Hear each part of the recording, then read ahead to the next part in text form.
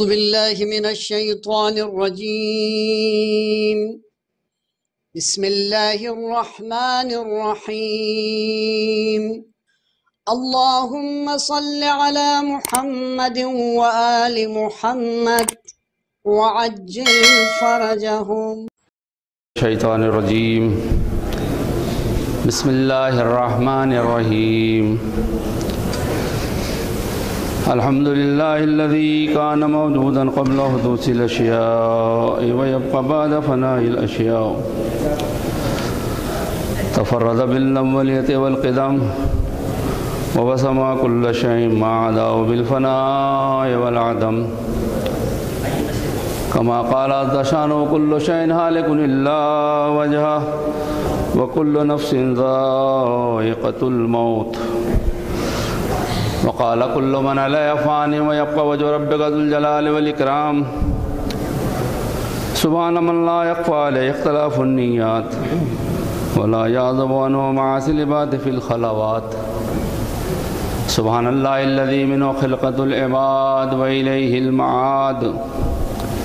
فمن يعمل مثقال ذرة خيرا يره ومن يعمل مثقال ذرة شرا يره.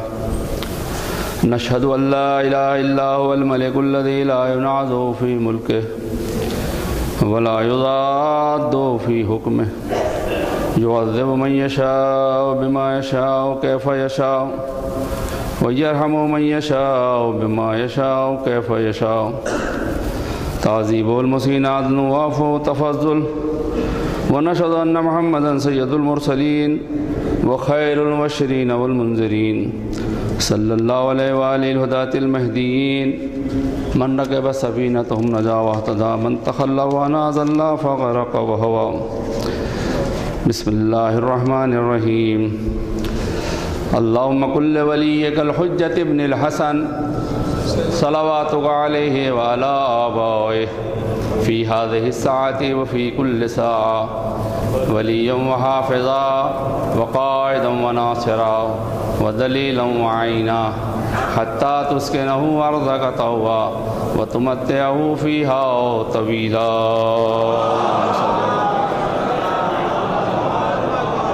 اوصیکم عباد اللہ ونفسی تقوی اللہ. اعوذ باللہ من الشیطان الرجیم. بسم اللہ الرحمن الرحیم. وعد اللہ الذین آمنوا منکم وعملوا الصالحات لیستخلفنہم فی الارض کما استخلف الذین من قبلہم ولا یمکنن لہم دینہم الذی ارتضی لہم ولا یبدلنہم من بعد خوفہم امنا یعبدوننی لا یشرکون بی شیئا ومن کفر بعد ذالک فاولئک هم الفاسقون. بندگان خدا، آپ سب کی خدمت میں ولادت بسعادت حضرت امام عصر عجل اللہ تعالی مبارکباد پیش کرتا ہوں، اور تمام عالم انسانیت اور عالم اسلام کی خدمت میں بھی اس مبارک موقع پر تہنیت اور تبریک پیش کرتا ہوں. تمام مراجع کی خدمت میں، تمام علماء کی خدمت میں، اپنے امام جمعہ کی خدمت میں، اور خود امام زمانہ عجل اللہ تعالیٰ فرجہ شریف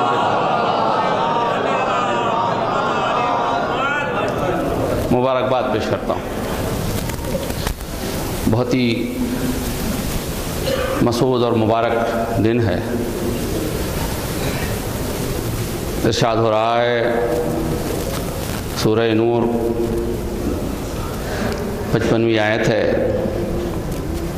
24واں سورہ ہے قرآن مجید کا، 18واں پارہ ہے. بہت مشہور و معروف آیت ہے، اسے آیت استخلاف کہا جاتا ہے. اللہ تبارک و تعالی ارشاد فرماتا ہے وعد اللہ الذین آمنوا منکم، تم میں سے جن لوگوں نے ایمان قبول کیا اور اچھے اچھے کام کیے ان سے خدا نے وعدہ کیا ہے ایمان اور عمل صالح کہ ان کو ایک دن ضرور روئے زمین پر اپنا نائب مقرر کرے گا۔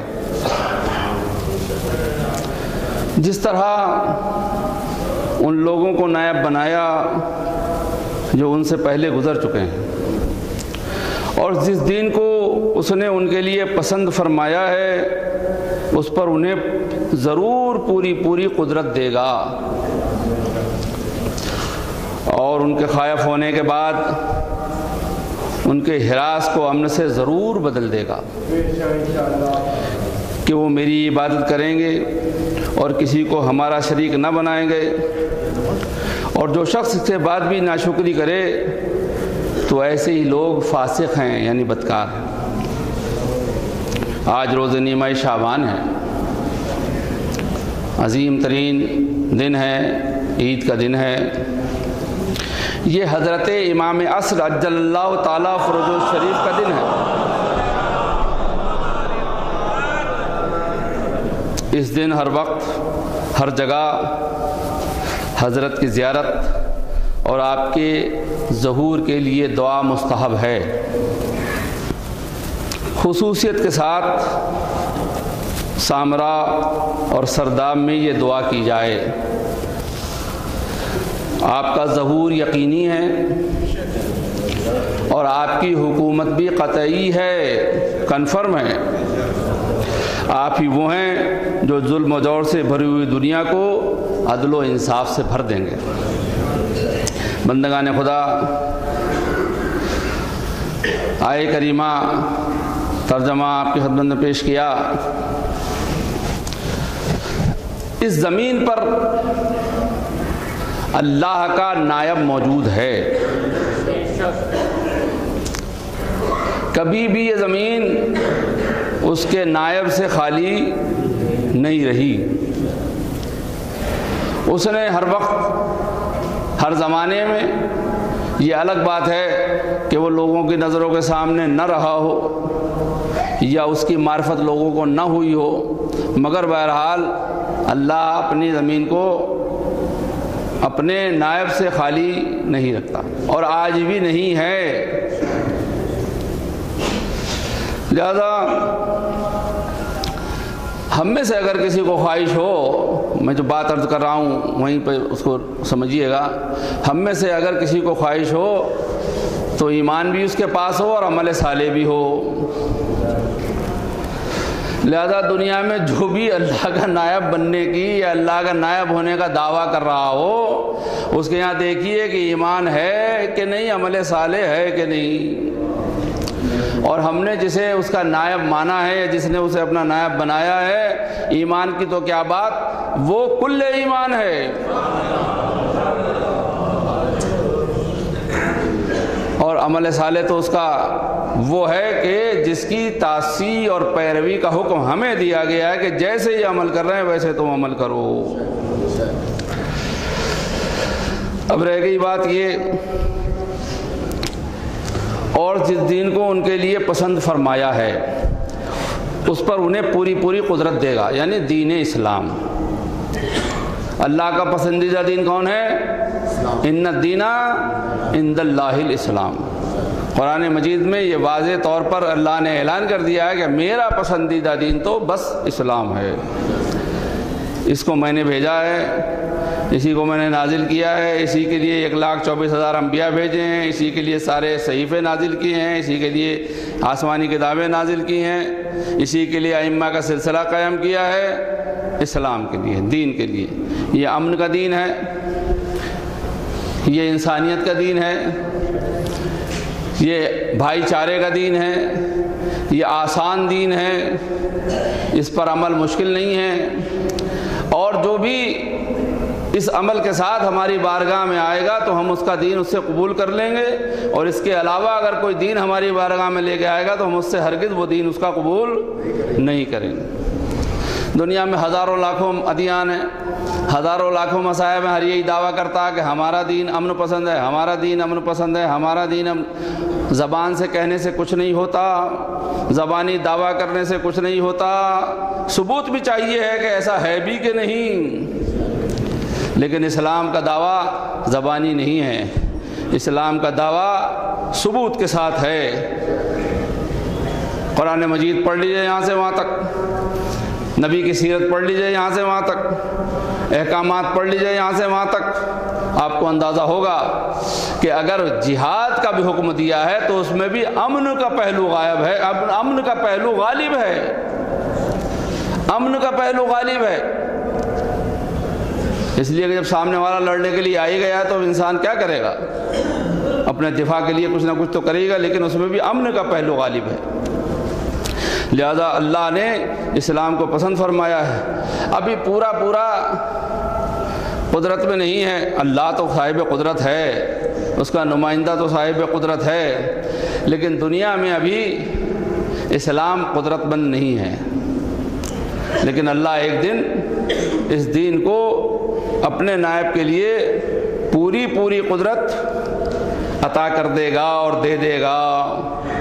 کیوں؟ اس لیے کہ ارشاد ہو رہا ہے ایک جگہ کہ اے رسول، ہم نے آپ کو ہدایت کے ساتھ رسول بنا کے بھیجا، اور ایک دن یہ سب کچھ دین آپ کا تمام ادیان پر غالب آ کے رہے گا، چاہے مشرکین کو یہ برا ہی کیوں نہ لگے۔ تو ابھی تک تو وہ دین تمام ادیان پر غالب آیا نہیں ہے جس کے لیے پیغمبر کے لیے حکم دے رہا ہے اللہ اور وعدہ کر رہا ہے۔ تو اس کا مطلب یہ ہے کہ وعدہ الہی ابھی ٹھہرا ہوا ہے، انتظار میں ہے۔ جیسے ہم سب انتظار میں ہیں، ایسے ہی وعدہ الہی بھی انتظار میں ہے۔ جیسے ہی وہ وقت آئے گا وعدہ الہی پورا ہو جائے گا اور دنیا میں دین اسلام غالب ہو جائے گا۔ اس میں برا ماننے کی بات نہیں ہے، ہمارا دعویٰ ہے، اس کے ثبوت کے لیے ہمارے پاس دلیلیں ہیں۔ جو دعویٰ کرے وہ دلیلیں بھی پیش کرے ثبوت کے لیے، اور اگر اس کی دلیلیں صحیح ہوں تو ٹھیک، ورنہ تو پھر وہ اپنے دعوے کو واپس لے لے۔ دنیا میں آپ دیکھیں، اسلام مسلمانوں کے عمل سے اسلام کو نہ سمجھیے، اللہ کے حکم اور قرآن سے اسلام کو سمجھیے۔ مسلمان کیا کر رہے ہیں اس سے مطلب نہیں ہے، قرآن کیا کہہ رہا ہے، رسول کی سیرت کیا ہے، ائمہ کی سیرت کیا ہے، اس کو ملحوظ رکھیے۔ ہمارا نبی تو اتنا رحیم و کریم ہے، اتنا رحم والا ہے، اتنا کرم والا ہے کہ اس نے اپنے ناقے کو بھی ایک تازیانہ نہیں لگایا۔ ہمارے ائمہ ناقے اور سواریوں کو بھی تازیانہ نہیں لگایا۔ یہ الگ بات ہے کہ ان کی سواریاں ایسی صاحب معرفت تھی کہ اپنے سوار کے اشارے کو سمجھ لیا کرتی تھیں۔ لہذا اسلام امن پسند ہے، اور ان کے خائف ہونے کے بعد ان کے ہراس کو امن سے ضرور بدل دے گا۔ خوف، ڈر، یہ چلا آ رہا ہے، کبھی زیادہ ہو جاتا ہے، کبھی کم ہو جاتا ہے۔ حکمرانوں کے بدلنے سے، حکمرانوں کی نیتوں کے بدلنے سے، حکمرانوں کے طرز حکومت سے یہ خوف کبھی گھٹ جاتا ہے اور کبھی بڑھ جاتا ہے، کبھی بہت زیادہ ہو جاتا ہے۔ جان مال سب خطرے میں آ جاتے ہیں، عزت آبرو سب خطرے میں آ جاتی ہے، لیکن اللہ کہہ رہا ہے کہ ہم اس خوف کو امن سے بدل دیں گے۔ یہ کب ہوگا؟ جب اللہ کی آخری حجت ظہور فرمائے گی۔ دیکھیے، امن صرف یہی نہیں ہے کہ انسانوں کو امن حاصل ہو جائے۔ بہت سی حکومتیں ہیں ایسی کہ جن میں انسانوں کو امن حاصل ہے، تو انسانوں کو نہیں، اللہ کی تمام مخلوقات امن محسوس کریں، اسے امن کہا جاتا ہے۔ مثلا مشہور ہے کہ شیر اور بکری ایک گھاٹ پر پانی پئیں گے، بکری کو شیر سے کوئی خوف نہ ہوگا۔ سانپ ٹہلتے پھریں گے، آج بھی سانپ ٹہلتے پھرتے ہیں مگر ان سے بڑا خوف لگتا ہے، آستین میں نہ گھس جائیں آ کر، ڈس نہ لیں، ان میں زہر ہوتا، مر جائیں گے، کوئی علاج نہیں ہوگی، دوا نہیں ہوگی۔ لیکن اس وقت سانپ جو ہے وہ ڈسنے کی فطرت بھول چکا ہوگا، انسان کے لیے ضرر رساں نہیں ہوگا، یہ امن، یہ والا امن، تو کوئی بھی کسی سے خوف زدہ نہیں ہوگا، نہ انسان سے خوف زدہ ہوگا، نہ جانور سے خوف زدہ ہوگا، نہ جانور سے انسان، نہ جانور سے انسان، نہ انسان سے جانور، کوئی خوف زدہ نہیں ہوگا، یعنی ٹوٹل امن ہو جائے گا۔ اگر کسی نے ایسا امن پیش کر کے دکھایا ہو تو بتائے، دعویٰ اپنی جگہ پہ بہت بڑا کوئی کر دے، لیکن ایسا امن اگر کوئی کر کے بتائے تو 1-2 مہینے کے لیے تھوڑا بہت ہو سکتا ہے، لیکن اس کے بعد پھر معاملہ وہی ہو جاتا ہے اور اس سے صورتحال بگڑ جاتی ہے۔ لہذا یہ امن اسی وقت ہوگا کہ جب اللہ کا وہ نمائندہ روئے زمین پر ظہور فرمائے گا کہ جسے اللہ نے اپنی آخری حجت بنا کے پردہ غیب میں رکھا ہے، اور ارشاد کیا ہے کہ ہم اس کے آنے کے بعد خوف کو امن سے بدل دیں گے۔ اور اس کے علاوہ کیا ہوگا؟ اور وہ میری ہی عبادت کریں گے، یعنی پھر دنیا میں انسان اللہ ہی کی عبادت کریں گے اور کسی کو ہمارا شریک نہ بنائیں گے۔ امن اسی وقت قائم ہوگا کہ جب سب اللہ کو مان رہے ہوں گے، ایک اللہ کو مان رہے ہوں گے اور شرک نہ کر رہے ہوں گے، جب سب ایک اللہ کے ماننے والے ہوں۔ دیکھیے یہاں پہ آپ غور کریں اور اس جملے کو بار بار اپنے ذہنوں میں دہرائیے گا، یہ سارے اختلافات، یہ سارا ظلم و جور، یہ سارے فتنہ اور فساد، یہ سب اسی لیے ہیں کہ مختلف لوگوں کو ماننے والے ہیں، مختلف چیزوں کو ماننے والے ہیں، مختلف نظریوں کو ماننے والے ہیں، لیکن اگر سب ایک خدا کے ماننے والے ہو جائیں، نہ تو کوئی جھگڑا رہے گا، نہ کوئی فساد رہے گا، نہ کوئی انسان ایک دوسرے سے یہ کہے گا کہ میرے والے کو مانو یا میرے والے کو مانو۔ تو یہ کب ہوگا؟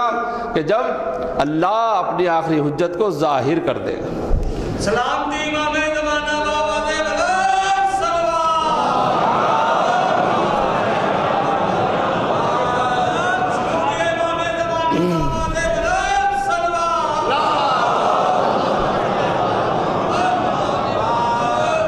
امن کی ہر ایک کو ضرورت ہے۔ جہاں امن ہوتا ہے وہاں سب چیزیں اچھی طرح چلتی ہیں، جہاں امن نہیں ہوتا مشکلات ہوتے ہیں، خوف ہوتا ہے، ظلم ہوتا ہے، ناانصافی ہوتی ہے، وہاں فریادیں ہوتی ہیں، وہاں بے چینی پیدا ہو جاتی ہے، پھر وہاں انقلاب لانے کی ضرورت ہوتی ہے، پھر وہاں انقلاب لائے جاتے ہیں، پھر وہاں حکومتوں کو بدلا جاتا ہے، پھر وہاں صاحبان اقتدار کو اقتدار سے ہٹایا جاتا ہے۔ یہ اقتدار سے صاحبان اقتدار کا ہٹایا جانا، یہ حکومتوں کا بدلنا، یہ روز بروز انقلابات کا آنا، یہ روز بروز نظریات اور تبدیلیاں ہونا، اس بات کی دلیل ہے کہ موجودہ نظام بالکل باصلاحیت نہیں ہے، اس میں اتنی صلاحیت نہیں ہے کہ وہ دنیا میں امن قائم کر سکے۔ اسی لیے تو کوئی ایسا نظام آنا چاہیے کہ جو اللہ کی طرف سے، اس لیے کہ بندے بھی اسی کے ہیں اور حاکم بھی اسی کی طرف سے ہونا چاہیے۔ یہ کہیں آپ اگر کہیں نظریہ پایا جاتا ہو تو بتائیں۔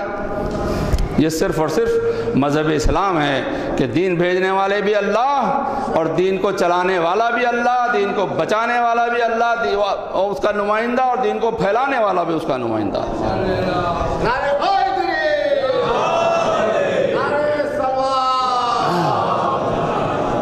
اور یہ کام اللہ نے کسی اور کے ہاتھ میں نہیں دیا ہے، بندوں کے ہاتھ میں نہیں دیا، حتیٰ کہ نبی کے ہاتھ میں بھی نہیں دیا ہے۔ نبی صرف اعلان کرتا ہے کہ میرے بعد یہ ہے اللہ کا نمائندہ روئے زمین پر۔ کیوں؟ اس لیے کہ اللہ جانتا ہے کہ مجھے کسے بھیجنا ہے، اس نے پہلے ہی سے طے کر رکھا ہے، اس کے علم میں سب پہلے ہی سے ہے۔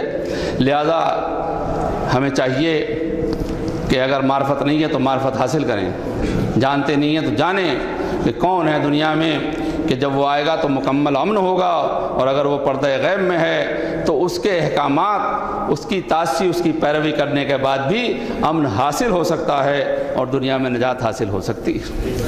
بندگان خدا، میں دعا کرتا ہوں کہ پالنے والے ہمیں امام زمانہ کی معرفت عطا فرما، ان کے ظہور میں تعجیل فرما، ہم ان کے ناصروں میں شمار ہوں، آوان میں شمار ہوں، پالنے والے ان کے آنے سے اس دنیا کو جو ظلم و جور سے بھری ہوئی عدل و انصاف سے بھر دے اور امن و امان کا دور دورہ قائم فرما دے۔ ان احسن الحدیث و ابلغ الموعظہ کتاب اللہ۔ اعوذ باللہ من الشیطان الرجیم، بسم اللہ الرحمن الرحیم۔ والعصر ان الانسان لفی خسر الا الذین آمنوا وعملوا الصالحات وتواصوا بالحق وتواصوا بالصبر۔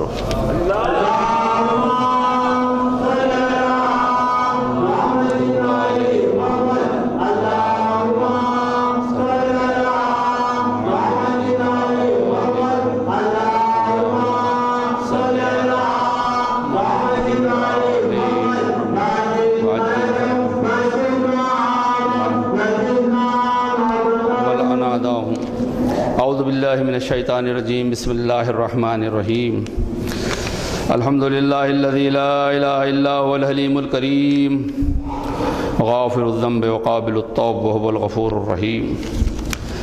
سبحان من سبقت رحمتہ غضبہ وبسط الیدین بالرحمہ، سبحان من لم یکلم نفسا الا دون وسعها وعفا عن السیئات ولم یجاز بها، سبحان من لا يزداد على معاصي العباد الا کرما وجودا وعلى كثرة الذنوب الا عفوا وصفحا، نشهد ان لا اله الا هو لطوف العباد بجوده ولواذ للمذنبين بحلمه، ونشهد ان محمدا نبيه وحبيبه سيد المرسلين وشفيع المذنبين بعثه رحمة للعالمين، صلى الله عليه وآله الداعين الى سبيل الله بالحكمة والموعظة الحسنة، قادة الامم واولياء النعم ومعدن الرحمة، اوصیکم عباد اللہ بالتوبہ۔ اعوذ باللہ من الشیطان الرجیم، بسم اللہ الرحمن الرحیم۔ قل یا عبادی الذین اسرفوا علی انفسہم لا تقنطوا من رحمت اللہ ان اللہ یغفر الذنوب جميعا انہ هو الغفور الرحیم۔ بندگان خدا، پھر ایک مرتبہ جو لوگ دوسرے خطبے میں شامل ہوئے ان کے ساتھ سب کو پھر ولادت امام عصر عجل اللہ تعالیٰ فروج الشریف کی مبارکباد کے پیش کرتا ہوں اور خواہش کرتا ہوں کہ اتنی بلند صلوات پڑھیں کہ دنیا کو پتہ چل جائے کہ امام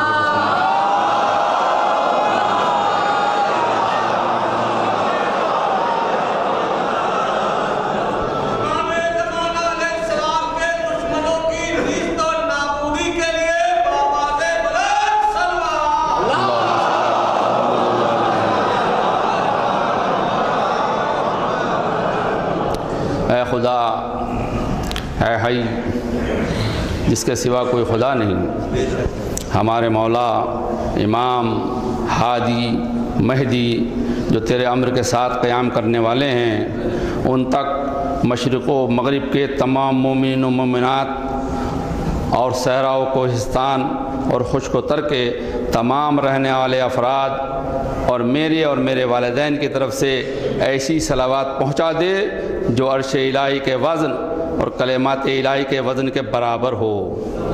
اللہم صلی اللہ۔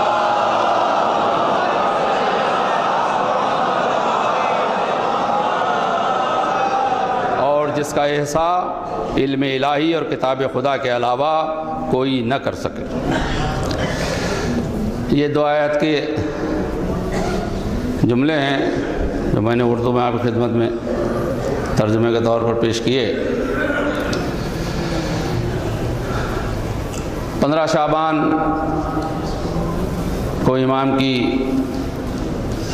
ولادت بسعادت 255 یا 56 ہجری میں سرہ من را جسے سامرا کہتے ہیں ہوئی، اور 5 برس کی عمر میں آپ منصب امامت پر تشریف لے آئے۔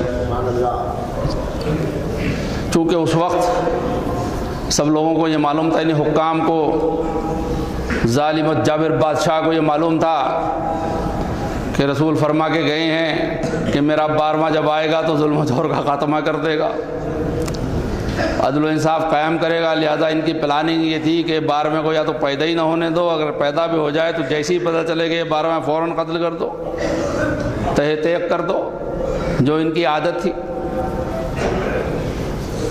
لیکن یہ نہیں جانتے کہ یہ کتنا بھی مکر کر لیں، اللہ ان کے مکر سے اچھی طرح واقف ہے۔ دیکھیے میں نے آیت کا کتنا عمدہ ترجمہ آپ خدمت میں پیش کیا. لہذا آج کے ظالم اور جابر حکمران جہاں جہاں بھی امام زمانہ یا ان کے انقلاب یا ان کے بارے میں غلط سوچ رکھتے ہیں، ان کو پتہ چل جانا چاہیے کہ وہ اپنی سی سب کچھ کر لیں لیکن آخر میں وہ ہار جائیں گے، اس لیے کہ ان کا حامی اور مددگار اللہ ہے. تو آپ نے اپنے والد گرامی کی نماز جنازہ پڑھائی، سب نے دیکھا آتے ہوئے گھر سے. یہاں ویسے ہی نقشہ ہے پار والی کربلا جسے کہتے ہیں، پار والی کربلا بھی کہتے ہیں، تو وہاں ایسا ہی نقشہ ہے. تو آپ وہاں سے تشریف لائے، نماز جنازہ پڑھائی 11ویں امام حسن عسکری علیہ السلام کی. جب تک نماز پڑھاتے رہے لوگ دیکھتے رہے، سپاہی سب طرف کھڑے ہوئے تھے. آپ تاریخ کا مطالعہ کریں تو اندازہ ہوگا، سب طرف سپاہی کھڑے ہوئے تھے، لیکن آپ نے اطمینان سے نماز پڑھائی. جب نماز تمام ہو گئی تو وہ بڑھے کہ اب یہی بار میں امام ہے، ان کو قتل کر دیا جائے. لیکن امام اسی جس راستے سے تشریف لائے تھے اسی راستے سے ادھر ہی بیت الشرف میں چلے گئے، اور اس کے بعد یہ سب آج تک ڈھونڈ رہے ہیں، ان کو امام نہیں ملے. لہذا جتنی دیر آپ نماز پڑھا رہے تھے 2 منٹ 4 منٹ 5 منٹ کچھ تو لگے ہوں گے. جب دشمنی ہی تھی تو نماز ہی کیوں پڑھانے تھی؟ جو میں آپ بات عرض کرنا، جب دشمنی ہی تھی تو نماز ہی کیوں پڑھانے تھی؟ نماز کا پڑھانا اطمینان سے اور امام کا پڑھا کے چلے جانا واپس امن کے ساتھ، حفاظت کے ساتھ، یہ اس بات کی دلیل ہے کہ اللہ جو چاہے وہی ہوتا ہے. ان کی ہمت نہ ہوئی، ان کا روب اتنا تھا امام کا ان کے اوپر کہ ان کی ہمت نہ ہوئی کہ امام کی طرف بڑھ سکے، اس لیے کہ حکم خدا پر عمل کر رہے تھے، امر خدا کو پہنچا رہے تھے. نماز جنازہ چونکہ ہو رہی تھی لہذا اس وقت تک یہ پہنچ نہیں سکے امام تک. امام اگر ظاہر بھی رہتے تو امام تک نہ پہنچ سکتے، لیکن وہ اللہ کی مصلحت ہے کہ اس نے غیبت کا زمانہ رکھا لوگوں کے امتحان کے لیے. تو امام سرداب مقدس میں چلے گئے اور یہ ڈھونڈتے رہے، امام ان کو پھر ملے نہیں. دشمنوں کو نہیں ملے، مومنین کو اور چاہنے والوں کو ملاقات ہوتی ہے، مل جاتے ہیں.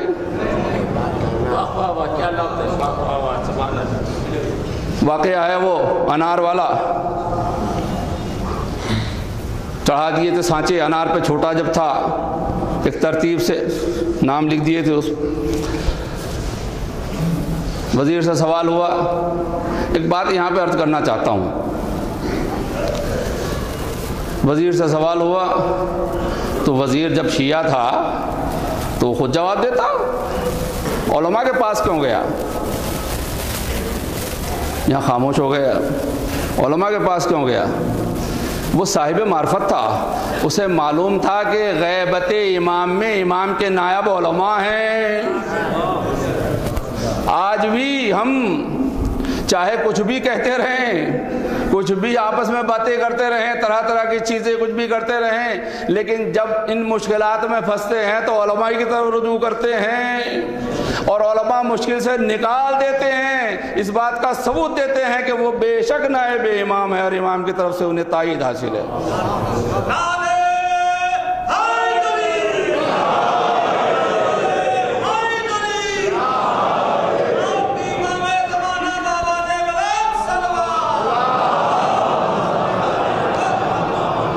لہذا علماء نے کہا ٹھیک ہے، گئے استغاثہ، امام سے ملاقات.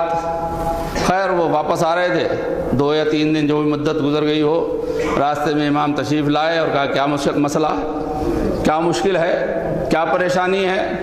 تو چونکہ شیعہ علماء تھے، نائب تھے، لہذا انہوں نے یہ نہیں کہا یہ مشکل ہے، یہ پریشانی ہے، یوں ہی کسی کے سامنے خواہ اپنی مشکلات بیان کرنے لگو، یوں کسی کے سامنے فریاد لے کے پہنچ جاؤ ہم یہ مشکل ہے، یہ حالات ہے، ایسا ہے ویسا ہے.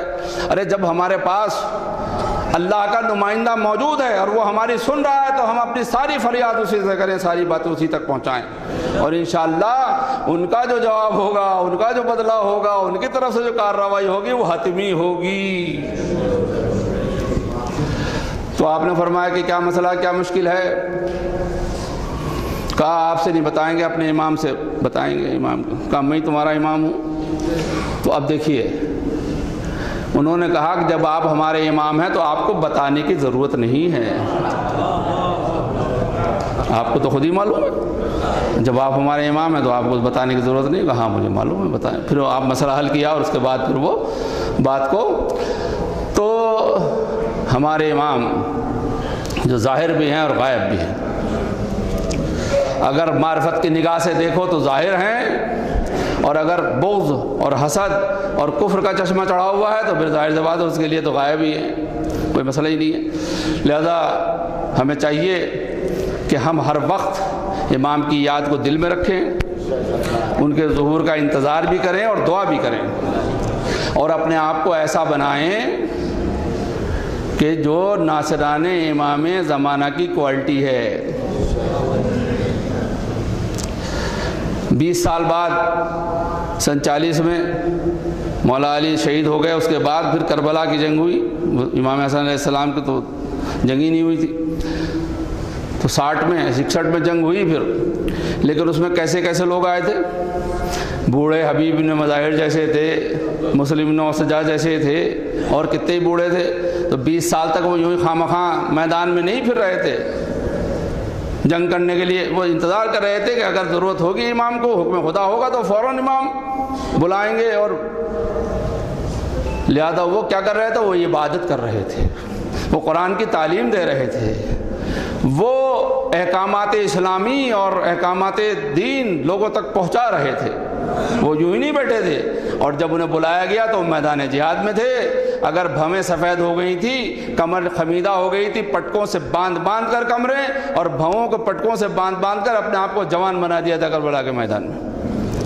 لہذا ہمیں بھی چاہیے کہ ہم انتظار کریں اور تیاری کریں، جو ناصر کی کوالٹی ہے وہ پیدا کریں اپنے اندر، اور مر بھی گئے تو جیسے ہی آواز آئے گی، وہ آخری حجت نے ظہور کیا، چلو ان کی نصرت کے لیے آواز آئے گی، سہ آسمانی ہوگا، تو فوراً جو جہاں ہوگا وہ وہیں سے اٹھ کھڑا ہوگا، ایک قدم اس کا اس جگہ پہ ہوگا اور دوسرا قدم انشاءاللہ خانہ کعبہ میں ہوگا۔ خدایا جب تک زندہ رہوں، اور آج کی صبح اور ہر صبح ان کی بیعت کا عہد کرتا ہوں، اور ان کی یہ بیعت میری گردن پر رہے گی، جس سے نہ ہٹ سکتا ہوں اور نہ الگ ہو سکتا ہوں۔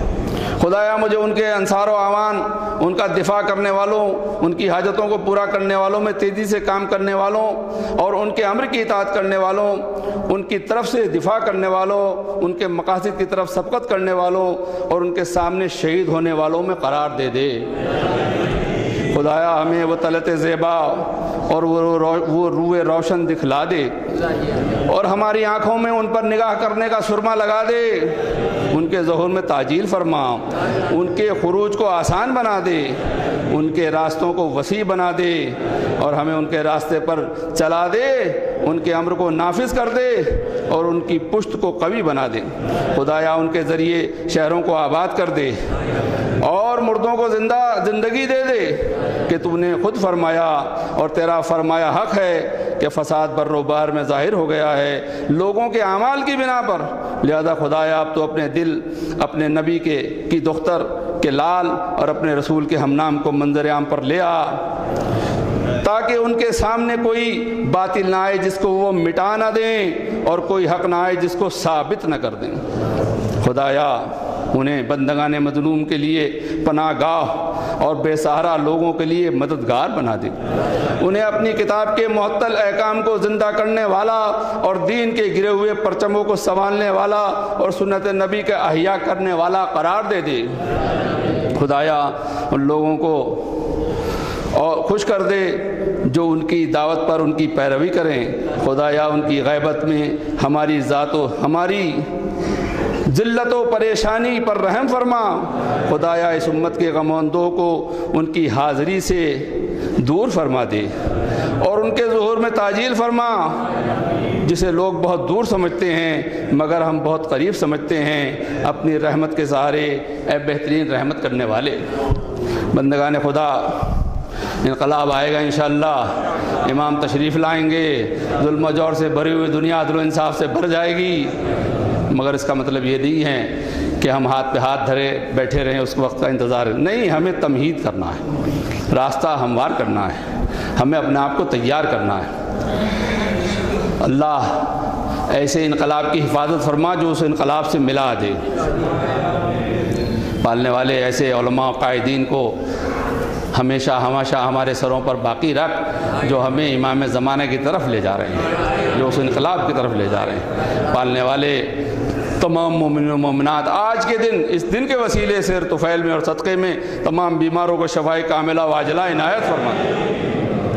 تمام جو بچے پڑھ رہے ہیں انہیں اس میں علم میں کامیابی عنایت فرما دے، امتحان میں کامیابی عنایت فرما دے۔